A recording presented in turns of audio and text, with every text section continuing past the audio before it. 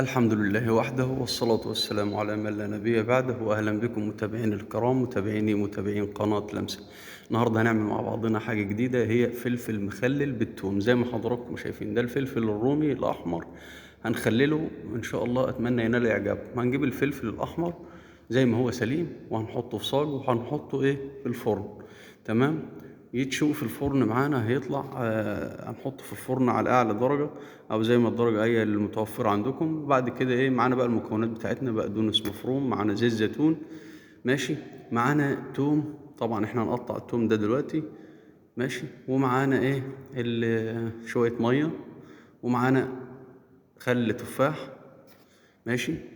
ولو موجود خل عنب عادي، ولو مش موجود ممكن خل الابيض عادي. والملح بتاعنا، بنقطع التوم سلايزات بالشكل ده. كمية التوم اللي عندنا هنقطعها. لو مش عايزين توم كتير عادي، عايزين براحتكم عادي، ماشي. اتشوى الفلفل معانا بالشكل ده، طلع نحطه في كيس، ماشي. بعد ما يطلع من الفرن مباشرة، ونربطه بحيث ان القشرة الخارجية تفصل من الفلفل، بحيث ان احنا يبقى سهل معانا في التقشير. هنيجي بقى نقشره معانا، هنقشره وهنشيل الجلد دي عشان ما تبقاش صعبة معانا في الاكل يعني. تمام. هنقشره كده وهننضفه من البذر، ماشي.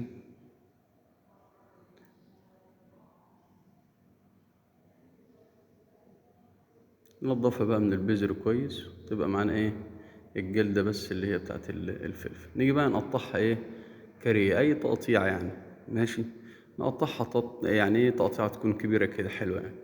هنقطعها بالشكل اللي حضراتكم شفتوه ده، تتقطع كاريه. بعد كده بقى هنيجي نعمل هنجيب طاسة وهنحطها على النار تسخن، نحط فيها المية. أول حاجة المية، بعد كده ننزل بزيت الزيتون، ماشي. وبعد كده هنحط خل التفاح. طبعا الطاسة سخنة هتغلي معانا، هنحط التوم بتاعنا، ماشي. يا دوبك هياخدوا غلوة كده، ماشي. ونحط الملح بتاعنا، وهنحط بقى بابريكا. لو عايزين تحطوا كمون او كزبرة عادي، مفيش مشاكل. ياخدوا غلوة معانا. بعد كده هنيجي بقى، طبعا حطينا التوم، حطينا بقى، نيجي بقى نحط الفلفل بتاعنا. بعد كده، بعد ما التوم يكون غلى شوية كده، والتوم آه طري شوية، بننزل بالفلفل بتاعنا. طبعا الفلفل بتاعنا هو مش محتاج سوا، احنا مش هنسويه لان هو مستوي، ماشي. وحطينا البقدونس، ما في البقدونس بيكون في الاخر عشان لونه ما غيرش. استوى معانا وخلص معانا بقى بالشكل ده بالكمية. نسيبها يبرد شوية، وبعد كده بنحطه في برطمان فاضي. تمام. برطمان يكون نضيف، ونعبيه في برطمان وبنسيبه، وبناكل منه بقى. ممكن في نفس اليوم، ممكن تاني يوم، عادي. الأمر الأمر متاح. تمام.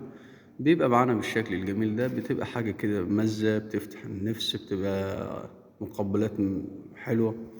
تمام. إن شاء الله أتمنى تكون نال إعجابكم.